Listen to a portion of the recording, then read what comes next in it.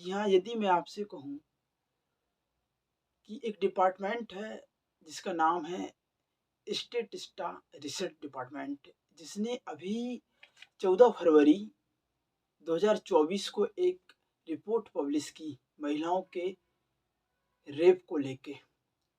अब आप शायद इस चीज़ को सुन के चौंक जाएंगे कि ये रिपोर्ट ये कहती है कि भारत महिलाओं के लिए सबसे खतरनाक देशों में से एक है।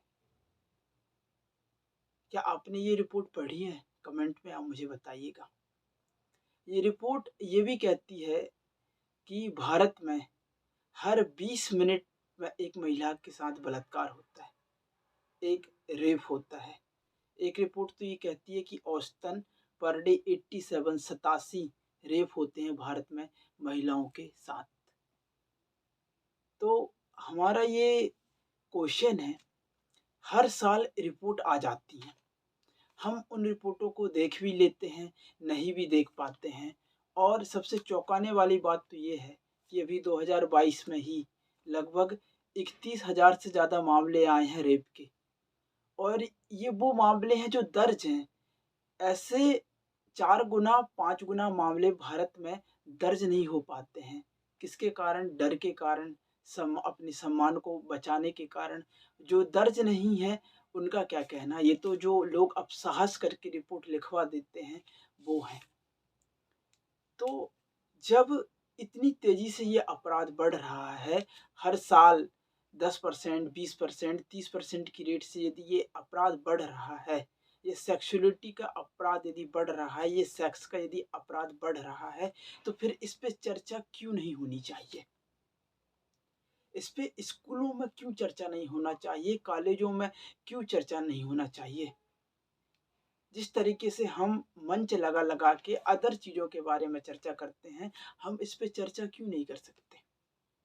और यदि भारत में इस तरीके से महिलाओं के साथ यदि रेप हो रहे हैं, तो उसका एक सबसे बड़ा बड़ा कारण ये है कि इस पे कभी खुले में चर्चा होती ही नहीं है। ना स्कूल में चर्चा होती है, ना कॉलेजों में चर्चा होती है, ना दोस्तों के बीच चर्चा होती है, ना पिता बेटी से इसको लेके चर्चा करता है, ना माँ बेटी से करता है। घर परिवार में सब कुछ पे चर्चा होती है, लेकिन एक जो मुद्दा, सेक्स का जो मुद्दा है, उस पे कभी भी चर्चा नहीं होती। और ये हर एक इंसान के ना आज केंद्र में बैठा है। अब वो बूढ़ा हो, वो बुजुर्ग हो, वो वयस्क हो, सबको एक ही चीज़ हावी है। सब एक ही चीज़ के पीछे बौराया है, पगलाया है, और वो है सेक्स। बहुत सारे लोग हैं, बहुत सारा ज्ञान देते हैं। कई लोग कहते हैं कि इस पे अपनी इच्छाओं पे कंट्रोल रखो। कई लोग कहते हैं कि बहुत तामसिक प्रवृत्ति के लोग होते हैं जो इस तरीके का काम करते हैं। जब आप समाज में लोगों से पूछने जाओगे इसका सॉल्यूशन क्या है, इसका समाधान क्या है, तो वो ऐसे-ऐसे आपको तर्क दे देंगे कि आपको भी लगेगा कि हाँ, ये सही कह रहा है। लेकिन कभी भी कोई आपसे ये नहीं कहेगा कि यार यदि ये इतना बड़ा मुद्दा है, तो चलो इस पे हम चर्चा कर लेते हैं। विज्ञान इस पे क्या कहता है? चलो इस पे हम चर्चा कर लेते हैं। आध्यात्म इस पे क्या कहता है? चलो हम चर्चा कर लेते हैं।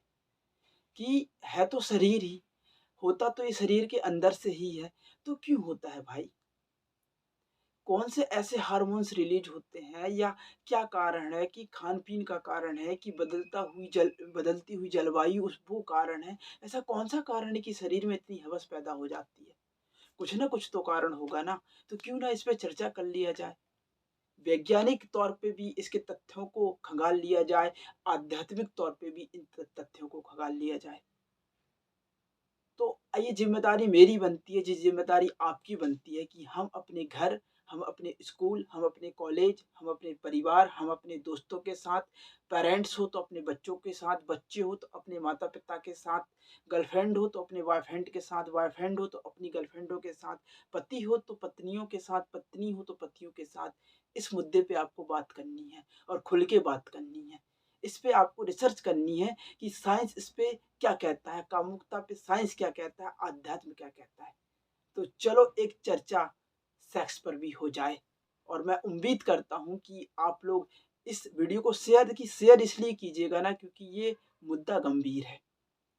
और ये ज़िम्मेदारी आपकी है कि आप अब आज से इस चीज़ पर रिसर्च करें, वैज्ञानिक कारण ढूँढें और आध्यात्मिक कारण ढूँढें और ये जो रिपोर्ट है, ये ढूँढ के चाहे तो वीडियो बनाएँ या लिख के डालें, सोशल मीडिया पे इसको बताएँ, लोगों को जागरूक करने का काम करें।